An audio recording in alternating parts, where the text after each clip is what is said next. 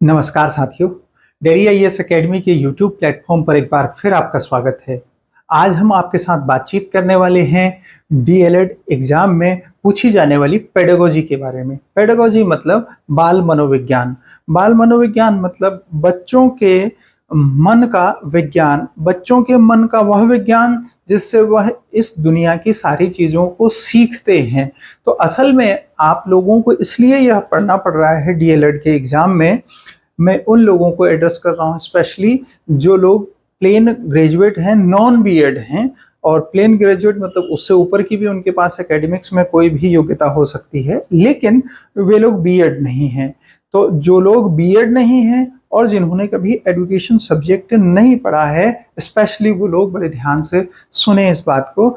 आज की वीडियो में सारी समस्याओं का समाधान आपके हो जाएगा। पेडागोजी को लेकर के जो 50 नंबर की पेडागोजी है उसको लेकर के जो डर है और उसको लेकर के कैसे मैनेजमेंट करना है, क्या रणनीति रहेगी, उस सब का समाधान आज आपको मिल जाएगा। तो हम शुरू कर रहे हैं इस बात को कि ये जो बाल मनोविज्ञान है, बच्चों के सीखने का जो विज्ञान है, वो एक शिक्षक के लिए कितना जरूरी है उस बात को हम समझना चाहते हैं, क्योंकि हमसे हमारी परीक्षा में ऐसे प्रश्न पूछे जाएंगे। तो 50 ऐसे प्रश्न होंगे और उसका मतलब है कि 25% हमारा पेपर ऐसा होगा जिसमें ये पेडागोजी पूछी जाएगी। तो 25% यदि एवोल्यूशन हमारा इस चीज का होना है और कभी भी हमने पेडागोजी नहीं पढ़ी है, कैसे हमें समझनी होगी, उसका सिलेबस क्या है, जब कोई सिलेबस नहीं दिया है तब हम कैसे समझें कि क्या क्या पूछा जाएगा, और जो जो पूछा जा रहा है उसे कहाँ से हम डिकोड कर लें, कहाँ से हम पढ़ना शुरू करें, वह चीज़ कहाँ से मिल जाएगी, वह सब बातें आज की क्लास में हो जाएंगी। तो देखें, जो 2021-22 नाम से पिछली बार पेपर लिया गया, 2023 में संभवतः वो 2021-22 नाम से था, तो उस परीक्षा में जो पेपर पूछा गया है एक बार पहले हम उसे देख लें, उससे हमें ये अंदाज हो जाएगा कि कहाँ कहाँ से पेडागोजी में प्रश्न पूछे जाते हैं। यदि हमारा कभी भी पेडागोजी विषय नहीं रहा है तो हम बहुत आसानी से आज पेडागोजी को समझ पाएंगे। देखिए, पहला प्रश्न क्या पूछा है, विद्यालय में समावेशी वातावरण का सृजन किया जा सकता है।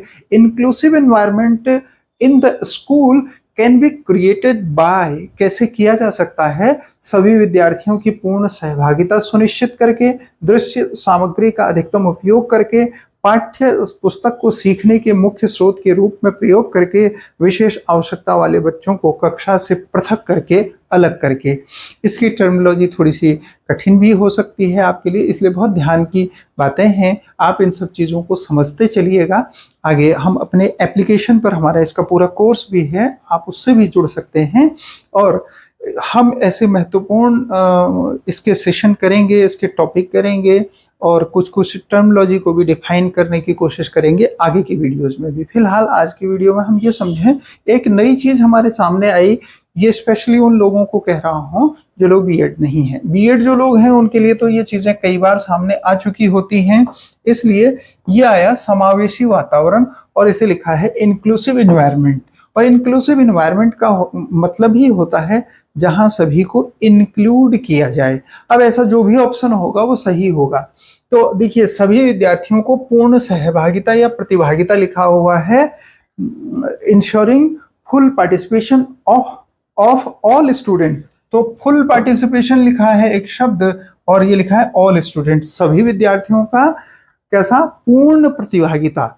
ये तो अगला है, वैसे तो सही उत्तर इसका यही है, जहां सारे बच्चे शामिल हों सीखने में, पढ़ने में, हर चीज में उनकी फुल पार्टिसिपेंस हो, उसे हम समावेशी कक्षा कहते हैं। समावेशी कक्षा को लेकर के पूरा एक टॉपिक है और हर बार यहाँ से प्रश्न पूछे हैं। ये वीडियो इसीलिए है ताकि आप ये अनुमान लगा पाएं कि कौन कौन से टॉपिक आगे पूछे जाएंगे। हालांकि जिन्होंने डेली आईएएस एकेडमी से पहले एलटी की तैयारी की होगी उनके लिए ये प्रश्न सब बहुत ईजी हैं। आप प्रश्नों के उत्तर भी दीजिएगा यदि आप वीडियो देख रहे हैं तो। आगे, आप अपनी कक्षा में बच्चे की पहचान के, आप अपनी कक्षा में सृजनात्मक बच्चे की पहचान कैसे करेंगे। देखिए, फिर एक नई टर्मिनोलॉजी, पहले समावेशी शिक्षा, फिर सृजनात्मक बच्चे। How will you recognise a creative child in your class. तो कैसे करेंगे यदि वह किसी कविता या कहानी का सृजन स्वयं करता है। क्या क्या यदि वह कोई कविता लिखता है या कहानी लिखता है। और यदि वह किसी कविता का पाठ करता है, यदि वह किसी किताब में दी गई कहानी को सुनाता है, यदि वह पुस्तक में दिए गए चित्र को देखकर बनाता है। कौन सी चीज आपको लगती है कि बच्चा क्रिएटिव है, मतलब कुछ नया कर रहा है? तो क्रिएटिविटी पूरा एक टॉपिक ही है पेडागोजी में, हम उसे पढ़ेंगे आगे चल करके। वो क्रिएटिविटी के पीछे बहुत सारे शिक्षा दार्शनिकों ने बहुत सारी रिसर्च की है, उसके बारे में बताया है, उसे कैसे बढ़ाया जा सकता है इस पर भी बात की है। और आजकल की जो शिक्षा है जिसे हम मॉडर्न एजुकेशन या प्रगतिशील शिक्षा, प्रोग्रेसिव एजुकेशन या चाइल्ड सेंटर्ड एजुकेशन कहते हैं, बाल केंद्रित शिक्षा कहते हैं, उस शिक्षा में सबसे ज्यादा अपेक्षा टीचर से यही रखी जाती है कि वह बच्चों को सृजनशील बनाए, क्रिएटिव बनाए। तब इसमें पूछा है कि वो कैसे पहचान पाएंगे हम कि कौन सा बच्चा क्रिएटिव है। इन 4 ऑप्शन में से एक पहला ही ऑप्शन ऐसा है जिसमें ये लिखा गया है, यदि बच्चा कोई कविता अपने अपने आप से बना लेता है या कोई कहानी अपने आप से लिख लेता है, तब हम सोचेंगे कि वो अपने आप से कुछ करता है। देखिए नीचे के ऑप्शन क्यों गलत हैं। यदि वो किसी कविता का पाठ करता है, मतलब पहले से लिखी है कविता तो उसको पढ़ रहा है, तो इसमें कोई नई बात नहीं है। यदि किताब में दी गई कहानी को सुना रहा है, तब भी कोई नई बात नहीं है। यदि वह पुस्तक में दिए गए चित्र को देख कर बनाता है, तब भी कोई नई बात नहीं है। आप समझ गए? आपको ऐसा लग सकता है कि ये प्रश्न बहुत सरल हैं, वाकई में सरल हैं, लेकिन अगर पेडागोजी की समझ हो तब। देखिएगा कुछ कठिन प्रश्न भी हैं आगे चल करके, पर नेक्स्ट प्रश्न ये देखें। कथन किसी विद्यार्थी के सीखने को प्रभावित करने वाले बहुत से कारक होते हैं। There are many factors affecting learning of a student. तो एक विद्यार्थी के सीखने के को प्रभावित करने वाले बहुत सारे कारक होते हैं। अच्छा, एक यहाँ शब्द आया है ये सीखने, आगे चल करके इसी के लिए एक शब्द प्रयोग किया जाएगा, उसे कहते हैं अधिगम। तो ध्यान रखिएगा, ऐसी टर्मिनोलॉजी को लेकर के हम बातचीत करेंगे आगे, पूरी ऐसी टर्मिनोलॉजी एक्सप्लेन करेंगे। अगर आपकी कभी भी एजुकेशन सब्जेक्ट नहीं रहा है और या आपने बीएड नहीं किया है, तो ये ऐसी सारी बातें, अभिक्षमता, अभिवृत्ति, अभिरुचि और ये अधिगम, ऐसी बहुत सारी टर्मिनोलॉजी हैं, हम उस पर बात करेंगे। जैसे ये क्रिएटिविटी, सृजनात्मकता आया, जैसे समावेशी शिक्षा आया, ऐसे बहुत सारे शब्द हैं। फिलहाल यहाँ देखें, बच्चे का सीखना, और इसी को इंग्लिश में एकमात्र टर्म कहते हैं लर्निंग, ये बहुत सारे कारकों से प्रभावित होता है। ये तो होता ही है, बहुत सारी चीजें इफेक्ट करती हैं। जैसे हमें पढ़ना कितना अच्छा लगता है, मतलब अपना खुद का बच्चे का इंटरेस्ट कितना है, इससे प्रभावित होता है। बच्चे के पेरेंट्स उसको कैसे ट्रीट करते हैं पढ़ने को लेके, इससे प्रभावित होता है। उसका स्कूल कैसा है, इससे प्रभावित होता है। उसकी लैंग्वेज और किताब की लैंग्वेज कितनी अलग अलग है, इससे प्रभावित होता है। बच्चा मानसिक रूप से, शारीरिक रूप से कैसा है, इससे भी प्रभावित होती है। और बच्चे ने पहले कैसी पढ़ाई कर रखी है, इससे भी प्रभावित होती है। और बच्चे का पिछले साल का रिजल्ट कैसा रहा, इससे भी प्रभावित होती है। मतलब है कि जो शिक्षा है, अधिगम है, जो लर्निंग है, वो बहुत सारे फैक्टर से प्रभावित होता है। पहला कथन तो बिल्कुल सही है। और दूसरा, आयु और परिपक्वता सीखने को प्रभावित करने वाले जैविक कारक हैं। देखिए फिर एक नई टर्मिनोलॉजी आ गई, क्या? ये बायोलॉजिकल फैक्टर आया है। Age and maturity are the biological factors affecting learning. तो ये लर्निंग को प्रभावित करने वाले बायोलॉजिकल कारक, तो एक तो होते हैं बायोलॉजिकल कारक और एक दूसरे होते हैं सोशियो इकोनॉमिक कहते हैं उनको, या सोशल फैक्टर्स कहते हैं, सामाजिक कारक या सामाजिक आर्थिक कारक कहते हैं। अब ये टर्मिनोलॉजी हमने नहीं पढ़ी, हम पढ़ेंगे। तो ये जो जैविक कारक हैं, ये क्या होते हैं? ये होते हैं जो बचपन से अपने साथ पैदा होने के साथ ही जो कैरेक्टरिस्टिक्स हम ले करके आते हैं। जैसे उदाहरण के लिए, कोई बच्चा जन्म से देख नहीं पाता, कोई बच्चा जन्म से ही किसी विशेष अंग को लेकर नहीं आता, तो जिसे हम दिव्यांग कहते हैं। यदि बच्चा दिव्यांग हो और यदि बच्चे को, जैसे उदाहरण के लिए एक बीमारी जिसको वर्णांधता कहते हैं, मतलब कलर ब्लाइंडनेस कहते हैं, यदि उसके साथ वो हो तो उसकी लर्निंग प्रभावित होती है। तो अब वो तो होते हैं जैविक कारक, जो कैसे होते हैं, जन्म से होते हैं हमारे साथ। लेकिन यहाँ क्या बात कही गई है? परिपक्वता, एज एंड मैच्योरिटी। ये देखें, एज एंड मैच्योरिटी लिखा हुआ है। आयु और परिपक्वता सामाजिक कारक है, जैविक कारक नहीं है, इसलिए ये कथन हो जाएगा गलत।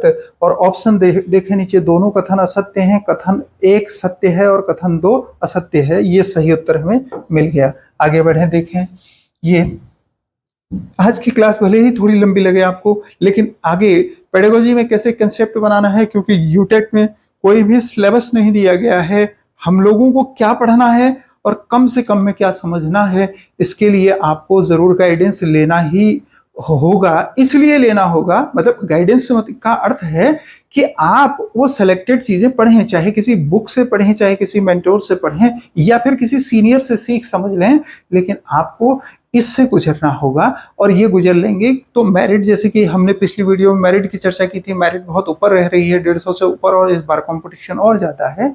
तो उसके लिए आपको ये चीजें बहुत अच्छे से करनी होंगी बिफोर एग्जाम, ठीक है। निम्नलिखित में से कौन सी शिक्षण अधिगम सामग्री पूर्ण दृष्टिबाधित विद्यार्थियों के लिए नहीं है, लिखा है। तो कई बार हम एग्जाम में ये नहीं पढ़ना भूल जाते हैं, इस वजह से ब्लंडर हो जाते हैं। उनको गलती नहीं कहते, उनको ब्लंडर कहते हैं। और ब्लंडर का मतलब हिंदी में होता है अक्षम्य अपराध, जिसको क्षमा नहीं किया जा सकता है। और उसके बाद दंड क्या मिलता है? फेल का दंड मिलता है, पनिशमेंट होता है फेल के रूप में। तो ये क्या लिखा है? Which of the following is not a teaching learning aid for a student with total blindness. जिसको टोटल ब्लाइंडनेस हो, पूर्ण रूप से दिखाई न देता हो, उसके लिए इनमें से कौन सी चीज ठीक नहीं है? ऑडियो बुक्स, ये तो काम की है। जिसे दिखाई नहीं देता है उसे सुनाई देगा तो ये काम करेगा। ब्रेल स्लेट, आप देखते हैं कि वो ब्रेल लिपि होती है जिसमें वो छेद बने हुए होते हैं, उसके माध्यम से पढ़ा जाता है। तो उसमें 6 विशेष चिन्हों का प्रयोग किया जाता है, ऐसा सीटेट में पूछा हुआ है। और लार्ज प्रिंट बुक, बड़े साइज में छपी हुई किताब जो है वो, और ये टेक्टाइल मैप जो है वो, टेक्टाइल मैप कहते हैं जैसे मानचित्र बने होते हैं ज्योग्राफी में, या कोई भी चित्र बना होता है, उसे किसी उभरी हुई आकृति में बनाना, जैसे किसी कागज की मोटी गत्ते से बनाना, दफ्ती से बनाना, या किसी धागे से बनाना। तो किसी भी तरह से प्लेन पर उभार के साथ जब किसी चीज को बनाया जाता है, उस तरह के चित्रों को, उस तरह के मानचित्र को टेक्टाइल मैप कहते हैं। तो जिससे ब्लाइंड बच्चे, पूरी तरह से जो ब्लाइंड हैं, वो उसे छू करके अंदाज लगा पाए कि कौन सी चीज क्या है। तो देखें, ब्रेल वाली काम की है, ब्रेल स्लेट काम की है, ऑडियो काम का है, टेक्टाइल काम का है। तो यहाँ क्या है? Large print book. ये लार्ज प्रिंट बुक सही हो सकता था ये भी, जब यहाँ ये ना लिखा रहता। क्या ये पूर्ण रूप से की जगह अगर आंशिक लिखा होता ना, पार्शियली अगर वो ब्लाइंड होता, तो उसके लिए बड़े अक्षरों वाली जो छपी हुई किताब होती है वो बड़ी काम की होती। लेकिन अब यहाँ लिखा है पूर्ण, इसलिए एक एक शब्द में बड़ा ट्विस्ट होता है, हमें ये समझना पड़ता। आगे बढ़ते हैं। आज के समय में सबसे महत्वपूर्ण कौशल जिसकी एक शिक्षक को आवश्यकता है, वो क्या है? इस समय प्रेजेंट टीचर को क्या आवश्यकता है? तो प्रेजेंट टीचर की बात करें तो हम लोग क्या कहते हैं कि आज का टीचर प्रगतिशील शिक्षा का एक हिस्सा है। प्रगतिशील शिक्षा ये एक टॉपिक है, इसको भी एक्सप्लेन करेंगे आगे चल के। तो आज का टीचर कैसा होना चाहिए, आज के समय में सबसे महत्वपूर्ण कौशल क्या है टीचर के लिए, ये आप सभी को आएगा इस प्रश्न का उत्तर। श्यामपट पर लिखना, ऑडियो टेप का प्रयोग करना, सूचना एवं संचार प्रौद्योगिकी का उपयोग करना और व्याख्यान देना। तो ये आईसीटी का उपयोग, ये सबसे इंपॉर्टेंट चीज। नेक्स्ट है, निम्नलिखित में से सृजनवादी कक्षा कक्ष में कौन सी गतिविधि को प्रोत्साहित किया जाता है? फिर से देखें, ये शब्द वही आ गया है, सृजनवादी। और ये सृजनवादी मतलब कंस्ट्रक्टिविज्म। तो which of the following activities are increased in a constructivist classroom? तो इंकरेज कौन करता है हमारे कंस्ट्रक्टिविज्म क्लासरूम में? प्रयोग, शोध प्रोजेक्ट, कक्षा कक्ष चर्चाएं, उपरोक्त सभी। जहां एक्सपेरिमेंट होते हैं, experiment, research project, classroom discussion और ऑल ऑफ द अबव लिखा है। तो ये आपको सही उत्तर आ रहा है, ये ऑल ऑफ द अबव ही इसका सही होगा। नेक्स्ट लिखा है, कौन सा सही प्रकार से सुमेलित है? इनमें से कोई एक ही है जो सही सुमेलित है, बाकी 3 गलत हैं, ऐसा दिया गया है। सहयोग, एक तो लिखा है सहयोग, और उसे यहाँ एक्सप्लेन किया गया है कोऑपरेशन को। शिक्षार्थी व्यक्तिगत रूप से कार्य करते हैं। जब वो इंडिविजुअली कार्य करेंगे तो वो कोऑपरेशन तो नहीं कहलाएगा। क्या ये कोलैबोरेशन जो लिखा है, लर्निंग वर्क्स इंडिविजुअली, तो ये कोलैबोरेशन नहीं होगा। यदि वह अपने आप में अकेले ही सीखेंगे तो पहला तो गलत है। और दूसरा अवलोकन लिखा है, पशुओं के व्यवहार को नोट करते हैं, पशुओं के व्यवहार को नोट करना, मतलब कोई पशु कुछ कर रहा है उसको नोट करना, ये अवलोकन से पता लगेगा, ये तो ठीक लग रहा है। फिर भी आगे देख लेते हैं, समस्या समाधान यानी प्रश्न उत्तर को कॉपी करना। क्या प्रश्न उत्तर को, कहीं पर कोई प्रश्न लिखा है उसका उत्तर लिखा है उसको हम कॉपी कर ले रहे हैं तो इसको समस्या समाधान कहेंगे क्या? नहीं कहेंगे, इसे कॉपी करना कहेंगे, तो ये भी गलत है। और सृजनवाद का मतलब शिक्षक केंद्रित, तो सृजनवाद शिक्षक केंद्रित नहीं होता है, ये बाल केंद्रित होता है, चाइल्ड सेंटर्ड होता है, इसे पढ़ेंगे हम, तो ये भी गलत है। इस तरह से केवल सही आपका बी है। नेक्स्ट देखें, इससे आपको पता लग रहा है ना कि ये कौन कौन सी चीजें बहुत इंपॉर्टेंट हैं आपके लिए। बच्चों में संज्ञानात्मक विकास देखें, फिर एक नई टर्मिनोलॉजी आ गई के लिए आप विद्यालय में किस प्रकार की गतिविधियां कराएंगे, उसे उसे ऐसी गतिविधियां करने के लिए देंगे जिससे उसका चिंतन कौशल विकसित हो, उसे प्रश्न उत्तर याद करने के लिए देंगे, और उसे अधिक से अधिक लिखने का अभ्यास कराएंगे, व्याख्यान विधि द्वारा अवधारणा समझाएंगे, अवधारणा मतलब कॉन्सेप्ट समझाएंगे। तो इनमें से कौन सा उसके संज्ञानात्मक विकास के लिए जरूरी है? संज्ञानात्मक मतलब दिमाग के सोचने समझने की क्षमता को बढ़ाना। तो इसमें केवल पहला ऑप्शन ऐसा है जिसमें लिखा है ऐसी गतिविधियां करने के लिए देंगे जिससे उसका चिंतन कौशल विकसित हो सके।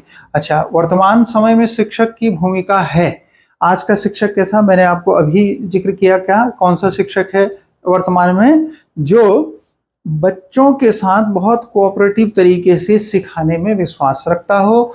तो सुगमकर्ता की, समाज सेवी की, वक्ता की, उपरोक्त में से कोई नहीं, तो इसका सही उत्तर होगा सुगमकर्ता की। इसका इंग्लिश में बहुत अच्छा लिखा हुआ है फैसिलिटेटर। तो हम अभी पढ़ेंगे एनसीएफ 2005। उस एनसीएफ 2005 में ये लिखा हुआ है कि जो शिक्षक होता है उसे फैसिलिटेटर की तरह काम करना चाहिए।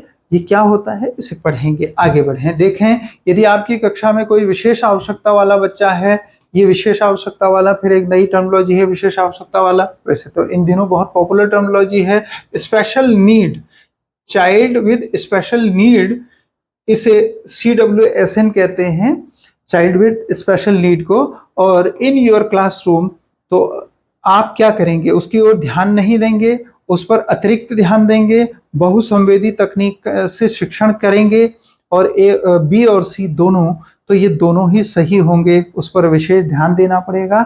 जो विशेष क्षमता वाला है यानी मानसिक रूप से और शारीरिक रूप से या आर्थिक और सामाजिक रूप से कक्षा में और बच्चों के समान नहीं है, उसे ही हम क्या कहते हैं, विशेष आवश्यकता वाला। जिसकी आवश्यकता और लोगों से अलग है उसे विशेष आवश्यकता वाला करेंगे। तो अगर हम बहुसंवेदी तकनीक से शिक्षण करेंगे, ये भी समझेंगे आगे चल करके, तो तब ऐसा हो पाएगा यदि हम उस पर एक्स्ट्रा अतिरिक्त ध्यान देंगे और इन चीजों का प्रयोग करेंगे। तो इसका सही उत्तर हुआ डी। नेक्स्ट, एक अनुत्तीर्ण विद्यार्थी यानी जो पिछले साल फेल हो गया, इसी क्लास में बना हुआ है, को उस कक्षा में पूरी निष्ठा से अध्ययन करने के लिए कैसे प्रोत्साहित किया जा सकता है? कि अब वो फेल हो गया तो इस बार फिर से मन लगा करके पढ़े। इसके लिए क्या जरूरी है? शिक्षक परामर्श द्वारा, यानी इसको कहते हैं बाय टीचर्स काउंसलिंग। और ये काउंसलिंग एक शब्द हमारे यहाँ प्रयोग किया जाता है। ये उन लोगों के लिए, फिर से आपको याद दिला रहा हूँ, जिन लोगों ने बीएड की टर्मिनोलॉजी अभी तक नहीं जानी है। हम सब जान लेंगे उन सब चीजों को। मनोवैज्ञानिक परामर्श द्वारा, अभिभावकों के परामर्श द्वारा, छात्र संघ द्वारा। छात्र संघ कुछ नहीं कर पाएगा, शिक्षकों का परामर्श भी कुछ नहीं करेगा, अभिभावकों के परामर्श से भी कुछ नहीं होता है, जब तक उसको एक साइकोलॉजिस्ट सही से ये नहीं बताता कि जो तुम्हारे भाग्य में लिखा है वो हो रहा है, और तुम परिश्रम करोगे तो आगे निकलोगे, और समय से पहले और भाग्य से अधिक कभी नहीं मिलता, तो वो इस काम को करेगा। बहरहाल आगे देखें, एक शिक्षक होने के नाते आप विद्यार्थियों में अनुशासन का गुण कैसे विकसित करेंगे? उन्हें जिम्मेदारियां देकर, उन्हें आचरण के नियमों की जानकारी देकर, उन्हें विद्यालय से निकालकर, उनसे नियमों का पालन करवाकर। हाँ, ज्यादातर को लग रहा है ना ये, इसीलिए देखिए बीएड और नॉन बीएड में यही फर्क हो जा रहा है।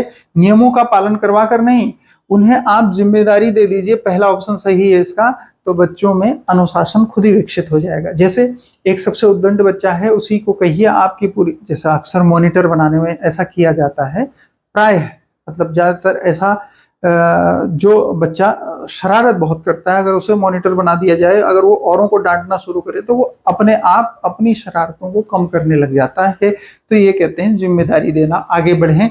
विद्यार्थी सबसे अच्छा सीखते हैं कब? सुनकर, पढ़कर, करके, देखकर। तो आपको पता है हमने साइंस में पढ़ा था, आओ करके सीखें।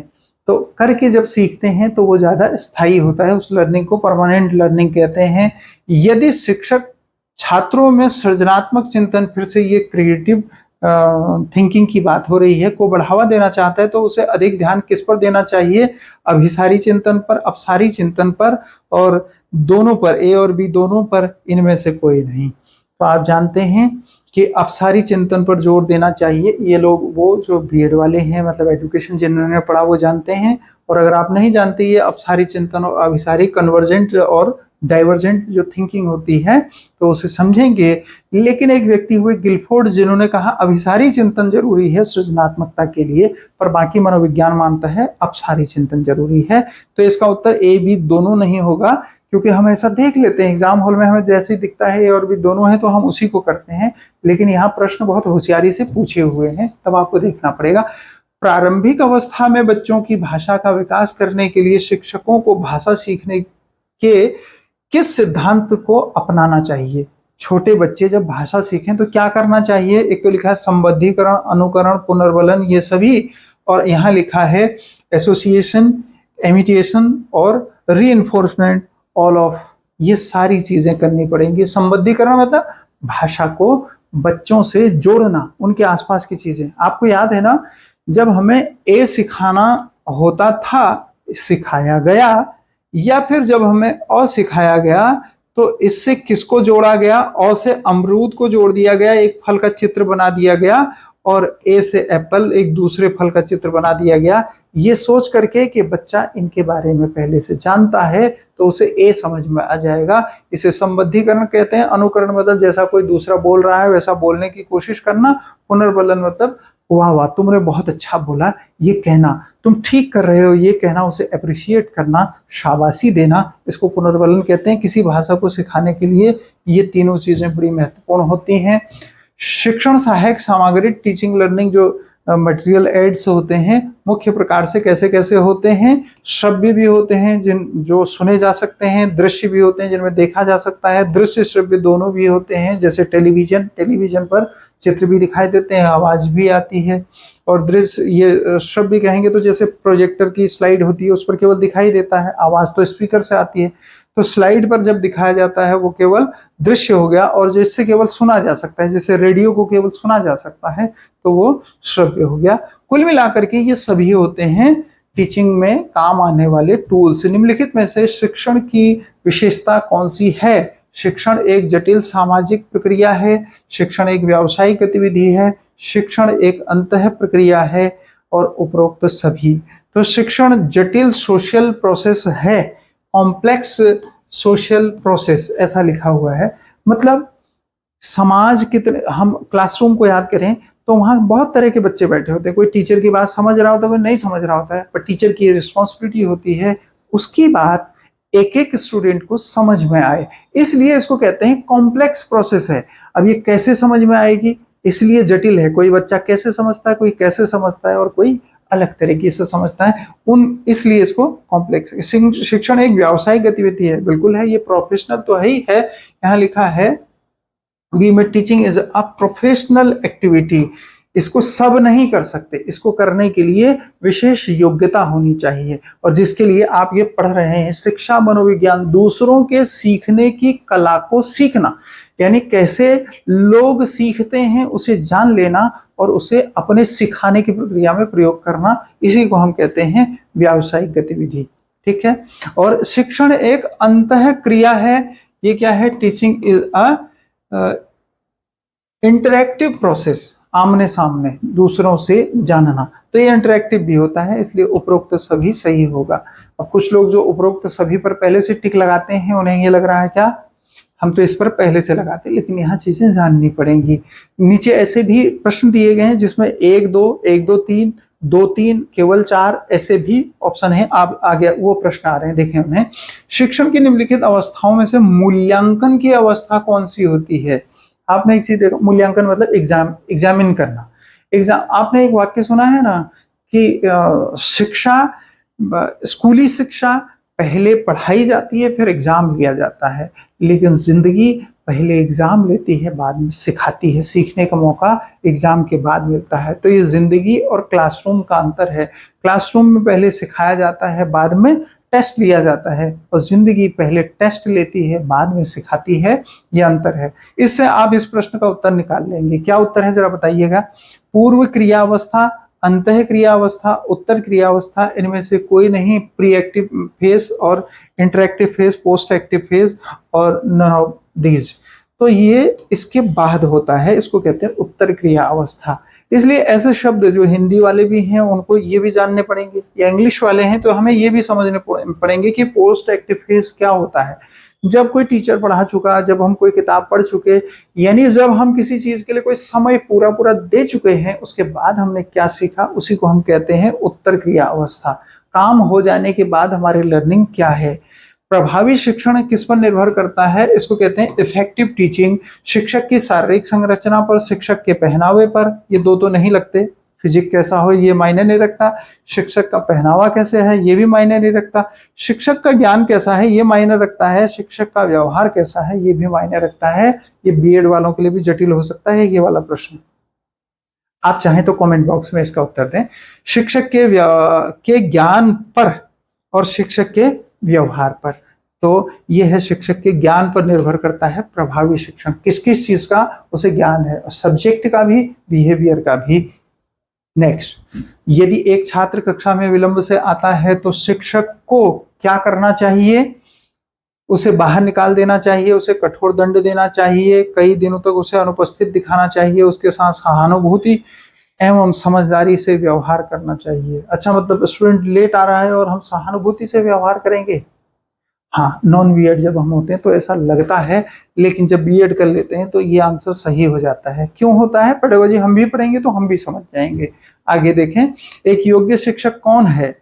कक्षा को नियंत्रित कर सके, अपने छात्रों को ईमानदारी और मेहनत से कार्य करने के लिए प्रेरित कर सके, अपने छात्रों को पहल करने की भावना का विकास कर सके, अपनी कक्षा का मनोरंजन कर सके। तो नियंत्रित करने वाला और मनोरंजन करने वाला तो नहीं लग रहा है आपको भी, लेकिन ये दो तो लग रहे हैं। तो इनमें से देखिए, ये लिखा है can change his student to work with honesty and hard work, can develop the spirit in his student to initiate. तो किसी चीज की पहल करना, इनिशिएट करना, उसके लिए अगर वो प्रोत्साहित कर पाता है, तो दोनों में से क्या आंसर होगा बताइए अब। तो यहाँ आंसर है ये।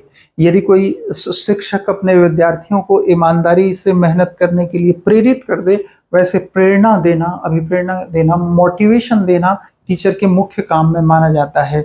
शिक्षण में सुधार लाने के लिए एक शिक्षक को क्या करना चाहिए। छात्रों की गलतियों पर कठोर कार्यवाही करनी चाहिए, विद्यालय की नीतियों के विरुद्ध कार्य करना चाहिए, अपनी गलतियों को सुधारना चाहिए, पूर्व शिक्षकों की आलोचना करनी चाहिए। इसमें से ये तो बहुत आसानी से आप निकाल पा रहे हैं, टीचर को अपनी गलतियों को सुधारना चाहिए।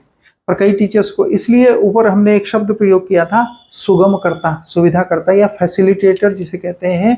फैसिलिटेटर हमेशा अपनी गलतियों को सुधारता है। जो तानाशाह शिक्षक होता है वो मानता है कि उससे कोई गलती हो ही नहीं सकती, ठीक है। तो जब हम सुगम करता हो जाते हैं तो हमें लगता है कि हमारी गलती हो सकती है, बच्चा इसलिए नहीं सीखा।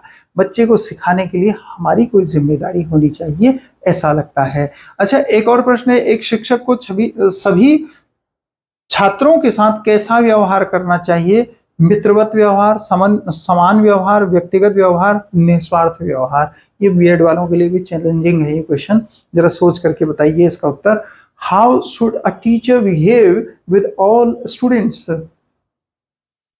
ये behaviour like a friend, behaviour equally, और बिहेव पर्सनली, और behave in a selfish manner, निस्वार्थ भाव, सेल्फलेस मैनर, निस्वार्थ भाव से। तो बड़ा कठिन है ये, निस्वार्थ व्यवहार और व्यक्तिगत व्यवहार, समान व्यवहार, मित्रवत व्यवहार। तो ऐसा लग सकता है हमें एग्जाम हॉल में यही हो जाती है गलती कि मित्रवत व्यवहार सही होगा, मतलब वर्तमान शिक्षक को मित्रवत व्यवहार करना चाहिए, ये बात सच है। लेकिन यहाँ उत्तर होगा समान व्यवहार। क्यों? क्योंकि यहाँ ये शब्द लिखा गया है सभी, यदि न लिखा होता तब तो ए होता, पर ये सभी लिखा है इसलिए ये गलत हो जा रहा है। ऑल द स्टूडेंट लिखा हुआ है इसलिए बी आंसर है, ऑल ना होता तो ए आंसर होता। इस तरह से बारीक चीजों को समझना बहुत जरूरी होगा अगर हम मेरिट में टॉप करना चाहते हैं तो। ठीक है, नेक्स्ट, शिक्षण किस स्तर पर किया जाता है? स्मृति स्तर पर, बोध स्तर पर, चिंतन स्तर पर, उपरोक्त सभी स्तर पर। ये ब्लूम की टेक्सोनॉमी है, ये पढ़नी पड़ेगी, बहुत छोटी है शिक्षण को समझने के लिए या शिक्षण संबंधी एग्जाम देने के लिए। हमारे अंदर टीचिंग का कितना एप्टीट्यूड है, अभिक्षमता है, उसको समझने के लिए इसे समझना जरूरी है। फिलहाल इसका उत्तर डी है। नेक्स्ट, पाठ्य सहगामी क्रिया को करिकुलर एक्टिविटीज की सफलता या असफलता अधिकांशतः किस बात पर निर्भर करती है? मतलब जो चीजें किताब में लिखी होती हैं, सिलेबस जो दिया होता है, उसे जब टीचर द्वारा पढ़ाया जाता है तो वो तो करिकुलर एक्टिविटी है जिसका मेंशन किया गया है पाठ्यक्रम में, लेकिन को करिकुलर एक्टिविटी जिसको पाठ्यक्रम में मेंशन नहीं किया गया है उन्हें कहा जाता है पाठ्य सहगामी क्रियाएं। ठीक है, तो ये किस बात पर निर्भर करती हैं? ये निर्भर करती हैं शिक्षकों के दृष्टिकोण एवं उत्साह पर, अभिभावकों पर, छात्रों पर, समुदाय पर। तो आप जानते हैं कि इसका उत्तर ए होगा। जैसा टीचर सोचेंगे, ये क्या होते हैं, जैसे बच्चों को कब कब खेलों के लिए कहना है, बच्चों को कब कब सांस्कृतिक कार्यक्रमों के लिए भाषण देने के लिए और अच्छा निबंध लिखने के लिए, तो तमाम तरह की जो गतिविधियां, पौधारोपण, वृक्षारोपण करने के लिए या ब्लड डोनेट करने के लिए या किसी भी तरह से समुदाय को मदद करने के लिए बच्चों को मोटिवेट करना, ये को करिकुलर में आता है। इन सब पर बच्चे तभी काम करेंगे जब शिक्षक इसमें उत्साह से भागीदारी करवाएंगे बच्चों से। नेक्स्ट, निम्नलिखित में से कौन सी सीखने की विशेषता नहीं है पूछा है, और एग्जाम हॉल में हम ये नहीं छोड़ देते हैं, बाकी सब पढ़ लेते हैं, तो वो ठीक उल्टा हो जाता है। कौन सी विशेषता नहीं है? सीखना एक प्रक्रिया है, उत्पाद नहीं, ये तो है। सभी सीखना उद्देश्यपूर्ण और लक्ष्य उन्मुखी नहीं होता। शब्दों में व्याख्या करने के लिए सीखने का क्षेत्र बहुत विस्तृत होता है, इनमें से कोई नहीं। तो ये सही उत्तर होगा, क्योंकि यहाँ लिख दिया नहीं, जबकि लर्निंग जो है हमेशा उद्देश्यपूर्ण होती है और लक्ष्य उन्मुखी होती है।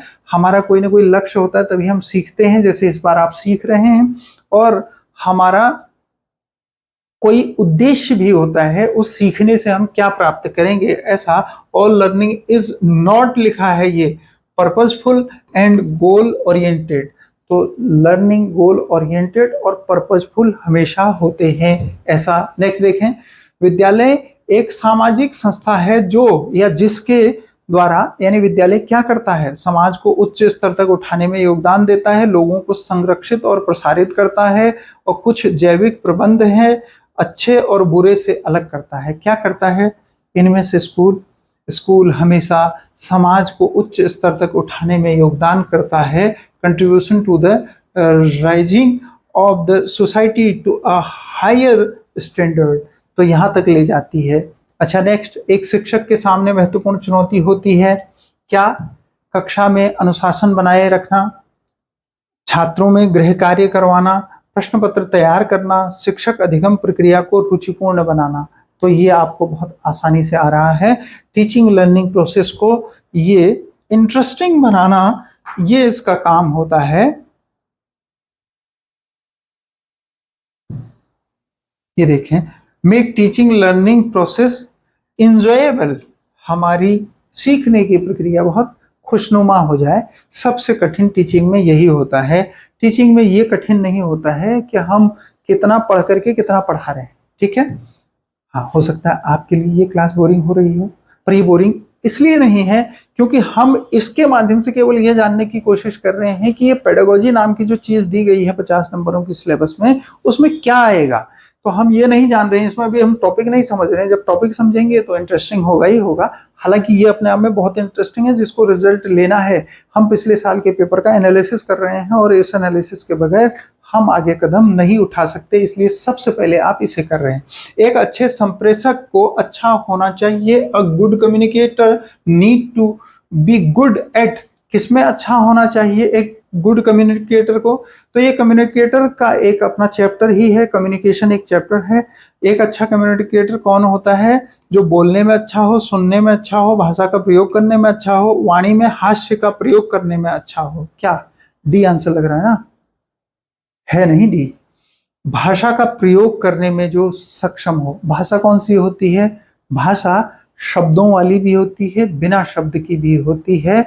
तो शाब्दिक और अशाब्दिक कम्युनिकेशन होता है। कम्युनिकेशन की दुनिया में ये दोनों चीजें बड़ी इंपॉर्टेंट होती हैं, एक वर्बल एक नॉन वर्बल, और नॉन वर्बल को ही हम बॉडी लैंग्वेज कहते हैं। बॉडी लैंग्वेज की भी अपनी एक बहुत लंबा विज्ञान, बहुत अधिक उसमें जानकारियां हैं। लेकिन एक टीचर के रूप में जब हम एक कम्युनिकेटर समझते हैं टीचर को, तो उसके लिए सबसे महत्वपूर्ण होता है क्या? भाषा का प्रयोग करना। कौन सी भाषा? वो जो नॉन वर्बल है उसमें भी उसकी बहुत अच्छी कमांड होती है। इसलिए यहाँ बोलने, सुनने और वाणी में हास्य का प्रयोग करना गलत है। नेक्स्ट देखें, शिक्षक से संबंधित वे कारक जो सीखने वाले की अकादमिक उपलब्धि को प्रभावित करते हैं। बच्चों की एकेडमिक अचीवमेंट को जो प्रभावित करते हैं, छात्रों की स्वीकृति, छात्रों की, शिक्षार्थियों की देखभाल, निर्देशात्मक तकनीकों का प्रभावी उपयोग और उपरोक्त सभी। कब? टीचर की, बच्चों की एकेडमिक उपलब्धि कब प्रभावित होगी? बच्चे एक्सेप्ट ही नहीं करेंगे टीचर को तो तब, शिक्षार्थियों की देखभाल नहीं होगी तब, और निर्देशात्मक तकनीकों का प्रयोग ठीक से नहीं होगा तब एकेडमिक उपलब्धि कमजोर हो जाएगी। और अगर इनका ठीक से प्रयोग होगा तो ये एकेडमिक उपलब्धि प्रभावित होगी, यानी ये उपरोक्त सभी होगा इसका उत्तर। नेक्स्ट देखें, शिक्षार्थियों के सीखने को प्रभावित करने वाले वैयक्तिक कारक कौन से हैं? शिक्षक का शिक्षण का तरीका, शिक्षक द्वारा प्रयोग किया गया टीएलएम मतलब टीचिंग लर्निंग मटेरियल, शिक्षण सहायक सामग्री जिसे अभी हम कह रहे थे, आत्म प्रत्यय, रुचि एवं अभिक्षमता, और शिक्षक का संप्रेषण कौशल। किसके बारे में सवाल है ये? शिक्षार्थियों के सीखने को प्रभावित करने वाले वैयक्तिक कारक की बात है। तो सीखने को प्रभावित करने वाले वैयक्तिक कारक और सामाजिक कारक हम पढ़ेंगे क्या क्या होते हैं। लेकिन यहाँ वैयक्तिक कारक पूछा गया है, तो जो व्यक्ति से स्वयं से संबंधित होते हैं उनके बारे में पूछा गया है। तो ये आत्मसंप्रत्यय, इसे भी पढ़ेंगे। ये सेल्फ कॉन्सेप्ट होता है, और ये इंटरेस्ट एंड एप्टीट्यूड, ये रुचि और अभिक्षमता, ये सीखने के को प्रभावित करने वाले व्यक्तिगत कारण होते हैं। क्या होते हैं इन्हें पढ़ेंगे, आप परेशान मत होइए। इन्हें हम एक एक करके चीजों को समझेंगे, और बहुत छोटी छोटी चीजें हैं। अगर आप इनको वन लाइनर के फॉर्म में भी समझ गए तो भी आपका रिजल्ट बहुत अच्छा हो जाएगा। यदि कोई बच्चा स्व अध्ययन करने में आंतरिक रूप से संतुष्टि प्राप्त करता है तो उसका क्या अर्थ है? मतलब बच्चा जो काम कर रहा है, अध्ययन कर रहा है, तो उसमें बहुत खुश हो रहा है अंदर ही अंदर, तो इसका क्या मतलब है? वह बुद्धिमान है, आंतरिक रूप से अभिप्रेरित है, शिक्षक द्वारा जैसा कहा गया उसके अनुसार पाठ पूरा करना चाहता है, बाह्य रूप से अभिप्रेरित है। तो हमारे यहाँ एक चैप्टर है अभिप्रेरणा, उसमें दो तरह की अभिप्रेरणा बताई गई है, एक आंतरिक अभिप्रेरणा, एक बाह्य अभिप्रेरणा। क्या होती है उसे डिटेल से करेंगे, पर हम यहाँ ऐसा कहेंगे कि वह आंतरिक रूप से बहुत अभिप्रेरित है, मोटिवेटेड है, अंदर से वो चाहता है, इसलिए वो खुश है किसी काम को सीखने में। नेक्स्ट, गत्यात्मक शिक्षार्थियों के लिए निम्नलिखित में से सबसे अच्छा कौन सा तरीका है? Which of the following method is a best for motor learners? तो मोटर लर्नर्स क्या होता है इस पर भी करेंगे। गत्यात्मक शिक्षार्थी क्या होते हैं, पर पाठ का एक व्यापक सारांश श्यामपट्ट पर प्रदर्शित करना, उसको ऑडियो टेप की सहायता से पढ़ाना, उसे गतिविधियां करने के लिए देना, और शिक्षण हेतु श्रव्य दृश्य सामग्री का प्रयोग करना। तो यहाँ ये आंसर है, उसे गतिविधियां करने के लिए देना। तब ये मोटर स्टूडेंट जो होते हैं ये ज्यादा काम करते हैं। विद्यालय में शारीरिक गतिविधियों यानी फिजिकल एक्टिविटीज का क्या उद्देश्य है? विद्यार्थियों की शारीरिक फिटनेस, विद्यार्थियों में टीम भावना का विकास, विद्यार्थियों में स्व अनुशासन का विकास करना, और उपरोक्त सभी। ये सभी के लिए होता है, ये सारी चीजें डेवलप होती हैं अगर हम ऐसा करते हैं। फिजिकली भी फिट होते हैं, टीम भावना भी आती है, और सेल्फ डिसिप्लिन भी आता है। ये तो आपको आ ही रहा है। नेक्स्ट देखिए, इजी प्रश्न भी है ना, बहुत सारे इजी प्रश्न हैं। यहाँ 30 तक प्रश्न ऐसे हैं, यदि हमने बीएड नहीं भी किया होगा तो भी हम कर पाएंगे अगर हम ध्यान से पढ़ पाएंगे क्लासरूम में। लेकिन कंपटीशन 30 प्रश्नों के लिए नहीं है, कंपटीशन है बचे हुए जो 20 प्रश्न है उसमें से कितने ज्यादा हम सही कर पाएंगे, उससे होगा सिलेक्शन। यहाँ इस बात से खुश होने की आवश्यकता नहीं है कि हमारे 30, 35 या 40 तक सही हो जा रहे हैं, उसके बाद जो कठिन है उसमें हम कितने बचा पा रहे हैं वो इंपॉर्टेंट होंगे। निम्नलिखित में से कौन सा प्रश्न विद्यार्थियों की समझ को सबसे अच्छी तरह मूल्यांकित करता है? किसे? समझ को, अंडरस्टैंडिंग को। ये पूछा है which of the following questions best evolutions the understanding of student. तो टीचर स्टूडेंट की अंडरस्टैंडिंग का पता किससे चलेगा? कौन सा प्रश्न ऐसा है जिससे हम कहेंगे कि बच्चा समझदार है?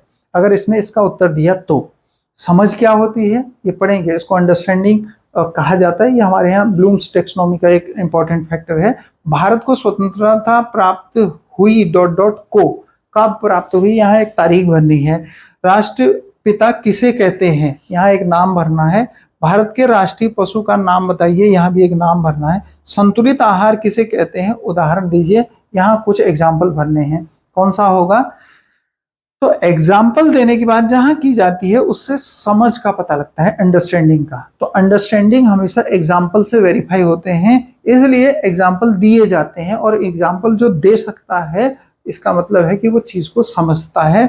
तो समझ का प्रयोग उदाहरण वाले प्रश्नों से किया जाता है। नेक्स्ट देखें, निम्नलिखित में से कौन सी गतिविधियां विद्यार्थियों में भावनात्मक कौशल को विकसित करने में सहायक होंगी? कौन सी? ये भावनात्मक कौशल, ये 3 तरह के कौशल हैं, संज्ञानात्मक कौशल, भावात्मक कौशल, आगे इन सभी को करेंगे हम। तो इसमें ये पूछ रहा है भावात्मक कौशल की बात। विच of the following activities will help in the development of emotional skills, लिखा हुआ है इन स्टूडेंट। इमोशनल स्किल को जो बढ़ाए वो नृत्य एवं नाटक, गृह कार्य करना, कविता पढ़ना, इंडोर गेम खेलना। कौन सा होगा? नृत्य एवं नाटक ये सही उत्तर होगा। जब हम नृत्य और नाटक करते हैं तो नाटक तो बहुत तरह के इमोशन से भरा होता है। उसमें जितने कैरेक्टर होते हैं वो अलग अलग इमोशनल रोल प्ले करते हैं, उसको अलग अलग इमोशन प्ले करने होते हैं। और वैसे ही नृत्य भी है, तो नृत्य से भी होता है। नेक्स्ट देखें, विद्यालय आधारित आकलन की मुख्य विशेषता क्या है? ये विद्यालय आधारित आकलन क्या होता है? ऐसा टेस्ट जो स्कूल में ही लिया जाता है। जैसे हमने देखा है पहली बार 10वीं में बोर्ड एग्जाम होता है, उससे पहले स्कूल में ही एग्जाम होता है। ठीक है, कट।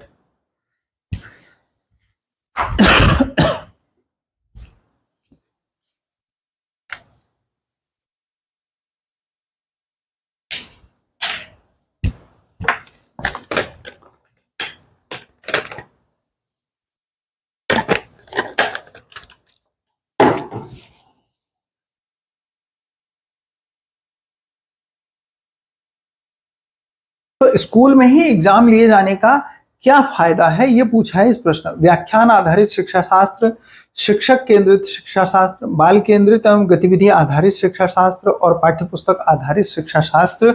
और इसके लिए एक शब्द ये पेडागोजी प्रयोग किया गया है। Learner based pedagogy, teacher centred pedagogy, child centred and activity based pedagogy and pedagogy based on text books. तो कौन सा आंसर होगा? ये इसका सही आंसर है बाल केंद्रित गतिविधि। मतलब बच्चों के साथ कितनी ज्यादा गतिविधियां हम करते हैं उस पर ये आधारित है। क्या? विद्यालय आधारित मूल्यांकन। तो बच्चों ने टीचर्स के साथ रह करके क्या सीखा उसका टेस्ट होता है।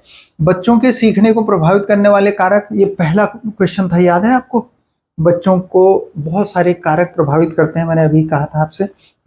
देखिए, शिक्षण विधि, रुचि, तनाव, थकान। अब यहाँ ऑप्शन दिए गए हैं। हमारे पढ़ाने का तरीका बच्चों के सीखने पर प्रभावित करता है, उनका इंटरेस्ट, उनको तनाव जो होता है वो भी प्रभावित करता है, उनकी थकान जो होती है वो भी प्रभावित करती है। ऑप्शन मैंने आपसे कहा था ना, ऐसे भी प्रश्न पूछे हैं 1 2 3, 1 2 3 4, 2 3 4, 1 2 4। तो ऐसे में किसको छोड़ना है, नहीं छोड़ना है। लेकिन यहाँ ये सारी चीजें प्रभावित करती हैं हमारे सीखने के तरीके को। एक देखें, ये सृजनवाद लगातार पूछा जा रहा है। हाँ, हर साल में अलग अलग तरह के टॉपिक को फोकस किया गया है, तब देखना पड़ेगा हमें। सृजनात्मक बच्चों की विशेषता होती है क्या? मौलिक विचारों को प्रदर्शित करना, कविता या कहानी का सृजन करना, ए और बी दोनों, इनमें से कोई नहीं। तो अभी हमने सृजनात्मक बच्चों में ये एग्जाम्पल पढ़ा था। और मौलिक विचारों को एक्सप्रेस करना ये भी सृजनात्मक बच्चों में होता है। ये आखिरी के 10 प्रश्न बचे हैं, इन्हें देख लेते हैं। ठीक है, अब आप उस स्टेज पर पहुंच गए हैं जहां आपको एक मोटा मोटा अंदाज हो रहा है कि पेडागोजी में क्या पूछा जा रहा है। एक एक चीज को बहुत बारीकी से अंडरस्टैंडिंग लेवल पर हम क्लियर करेंगे और बहुत छोटे में, संक्षेप में आपसे साझा करेंगे। उसके लिए धैर्य बनाए रखें। वो ऐप पर आपको कोर्स भी मिलेगा। जैसा मैंने कहा आपसे, यदि एक शिक्षक के रूप में आप कक्षा में पढ़ते हुए विद्यार्थियों के व्यवहार का अध्ययन करना चाह रहे हैं, जो क्लास में बच्चे पढ़ते हैं उनका व्यवहार पढ़ना चाहते हैं, तो निम्नलिखित में से कौन सी विधि सबसे अच्छी होगी? साक्षात्कार विधि, समाजमिति विधि, अवलोकन विधि, केस स्टडी विधि। तो बच्चों का बिहेवियर पढ़ाते समय देखना चाहते हैं तो अवलोकन सबसे अच्छा रहेगा, ऑब्जर्वेशन, उन्हें देखेंगे हम और पता लगाएंगे। नेक्स्ट, सीखने हेतु सहयोगात्मक वातावरण यानी cooperative learning environment can be effectively created by, कैसे सबसे प्रभावी तरीके से बनाया जा सकता है? कौन सा वातावरण? सहयोगात्मक अधिगम। ये सहयोगात्मक अधिगम क्या होता है? देखिए लगातार पूछा जा रहा है, ये ऊपर प्रश्न में देखा आपने, जहां बच्चे एक दूसरे के साथ समूह बना करके सीखते हैं उसे हम सहयोगात्मक वातावरण कहते हैं सीखने का। शिक्षार्थियों के छोटे मिश्रित योग्यता समूह बनाकर, हाँ ऐसा होगा। और क्या होगा? विद्यार्थियों को वैयक्तिक कार्य देकर, ऐसा भी हो सकता है। विद्यार्थियों को सामूहिक गतिविधियां देकर, ऐसा भी हो सकता है।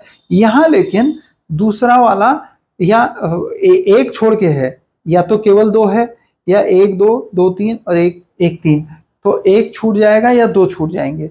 कुल मिलाकर के हमें ये समझना पड़ेगा जहां वैयक्तिक कार्य करवाए जाते हैं, देखिए ये बात ऊपर भी आई थी, ये second option given individual task, जहां आप इंडिविजुअल टास्क देंगे बच्चों को तो वहां वो कोऑपरेशन कहाँ सीखेंगे? वहां तो अपने आप को आगे बढ़ाने की कोशिश करेंगे। तो अकेले काम दे करके ये टीम भावना या सहयोगात्मक व्यवहार नहीं विकसित किया जा सकता है। इसका मतलब है कि यहाँ दो गलत होगा, जैसे ही दो गलत होगा, जिन जिन ऑप्शन में दो है उन्हें काट दीजिए। ये सही तरीका है आंसर निकालने का, तो डी सही उत्तर होगा। नेक्स्ट देखें, एक सकारात्मक कक्षा का वातावरण अकादमिक उपलब्धि को बढ़ाता है और विद्यार्थियों को उचित कक्षा कक्ष व्यवहार को बढ़ावा देने में सहायता करता है। क्या एक सकारात्मक कक्षा वातावरण, जो पॉजिटिव क्लासरूम एटमॉस्फेयर है, वो ऐसा तो करता ही है, बिल्कुल ठीक बात है। इसकी व्याख्या क्या है? क्यों? विद्यार्थियों में स्वस्थ संबंध एवं मूल्यों को बढ़ावा देकर सकारात्मक सीखने का वातावरण बनाया जा सकता है, बिल्कुल बनाया जा सकता है। ये दोनों ही कथन सही हैं, कथन और व्याख्या दोनों सही हैं, ए इसका आंसर होगा। नेक्स्ट, आखिरी 7 प्रश्नों का धैर्य आपका। विद्यार्थियों के लिए पाठ्य सहगामी गतिविधियां, देखिए फिर पूछा, को डिजाइन करने के लिए निम्नलिखित में से कौन सी बातें ध्यान रखनी चाहिए? को करिकुलर एक्टिविटी अगर बनानी हो तो उसमें क्या ध्यान रखना चाहिए? गतिविधियां आयु के अनुरूप होनी चाहिए। छोटे बच्चों के लिए वैसी एक्टिविटी, बड़ों के लिए वैसी एक्टिविटी, जैसी उम्र है वैसी, बिल्कुल सही बात। ये केवल मनोसामाजिक विकास पर केंद्रित होनी चाहिए और ये विद्यार्थियों की रुचि के अनुसार होनी चाहिए। ये तो ठीक है, रुचि के अनुसार, जैसे बच्चों को इंटरेस्ट आए वो काम कराना चाहिए। पर ये लिखा है ये केवल मनोसामाजिक विकास पर केंद्रित होना चाहिए। ये मनोसामाजिक विकास क्या है, इसे भी करेंगे, लेकिन लिखा है ये ओनली लिखा है, it should focus on only लिखा है, ये साइको सोशल डेवलपमेंट, तो वैसे भी ओनली वाला आंसर गलत हो जाता है। आगे हम करेंगे प्रश्न सॉल्व करने में ये केवल शब्द का बड़ा महत्वपूर्ण योगदान होता है। तो दो हटा करके ही उत्तर होगा, जिन जिन में दो है उनको काट दें तो आंसर आ जाएगा डी। ठीक है, नेक्स्ट देखें, निम्नलिखित में से कौन सा विकल्प सृजनवाद से संबंधित है? सृजनवाद मतलब कंस्ट्रक्टिविज्म। ये देखें, कंस्ट्रक्टिविज्म से संबंधित क्या है? ज्ञान निष्क्रिय रूप से प्राप्त नहीं किया जाता है, अपितु सक्रिय होकर निर्मित किया जा सकता है। ये बात सही है, इसलिए बाकी को पढ़ने की जरूरत ही नहीं है। अधिगम को एक निष्क्रिय प्रक्रिया के रूप में देखा जाता है, तो अधिगम निष्क्रिय नहीं होता है, मतलब हम पार्टिसिपेट करेंगे तभी सीखेंगे, कोई जबरदस्ती हमें नहीं सिखा सकता है। अच्छा, यह शिक्षक केंद्रित दृष्टिकोण है क्या? सृजनवाद नहीं, शिक्षक केंद्रित नहीं है, उपरोक्त में से कोई नहीं, ये भी नहीं है, तो ये सही आंसर है। नेक्स्ट, अभिप्रेरणा क्या है? एक आवश्यकता अथवा इच्छा जो व्यवहार को शक्ति देती है और उसे निर्देशित करती है। हम क्या व्यवहार करें, ये जिससे ड्रिवन होता है उसे ही हम अभिप्रेरणा, मोटिवेशन कहते हैं। यही इसका सही आंसर है। अभिप्रेरणा पर ये तीसरा प्रश्न आ गया है, ये भी एक बहुत इंपॉर्टेंट टॉपिक है। नेक्स्ट देखें, मानसिक क्रियाएं जो कि ज्ञान एवं अनुभव प्राप्त करने वाली प्रक्रियाओं से संबंधित हैं, जैसे चिंतन, प्रत्यक्षण, अवधान, समस्या समाधान आदि का संबंध है, तो ये क्या हैं? संज्ञानात्मक प्रक्रिया है, सामाजिक प्रक्रिया है, जैविक है, संवेगात्मक है। इन सबको हम संज्ञानात्मक विकास कहते हैं। ऊपर भी आया था, पढ़ेंगे इसे। बहुत अच्छे से पढ़ेंगे, आपको एक एक चीज प्रश्न को देखते ही आप उत्तर कर पाएंगे आगे चल करके, ठीक है। हाँ, जो लोग पहले से पढ़े हैं वो तो कर पा रहे हैं, अच्छी बात है। यदि कोई शिक्षक स्वयं को महत्व देता है तो इसका क्या अर्थ है? आत्म प्रत्यय है, आत्मसम्मान है, आत्म छवि है, आत्म पहचान है। टीचर अपने आप को भी महत्व देता है, स्वयं को महत्व देता है, तो उसे क्या कहेंगे? सेल्फ कॉन्सेप्ट कहेंगे, सेल्फ एस्टीम कहेंगे, और सेल्फ इमेज कहेंगे, सेल्फ आइडेंटिटी कहेंगे। तो उसे सेल्फ एस्टीम कहा जाना चाहिए। बी इसका आंसर है, आत्मसम्मान, जब शिक्षक अपने को भी महत्व दे, ठीक है। यदि किसी विद्यार्थी में किसी कार्य को अच्छे से करने की विशिष्ट क्षमता है, ये अभिक्षमता का दूसरा प्रश्न फिर आ गया। इसका क्या तात्पर्य है? अभिवृत्ति, जागरूकता, अभिक्षमता, रुचि। देखें, ये अभिक्षमता दिया है, इसी को एप्टीट्यूड कहते हैं। ये डेफिनेशन ही है अपने आप में। नेक्स्ट देखें 199। ये 199 इसलिए है ना, ये आपके पेपर में आखिरी के 50 प्रश्न पेडागोजी के आते हैं।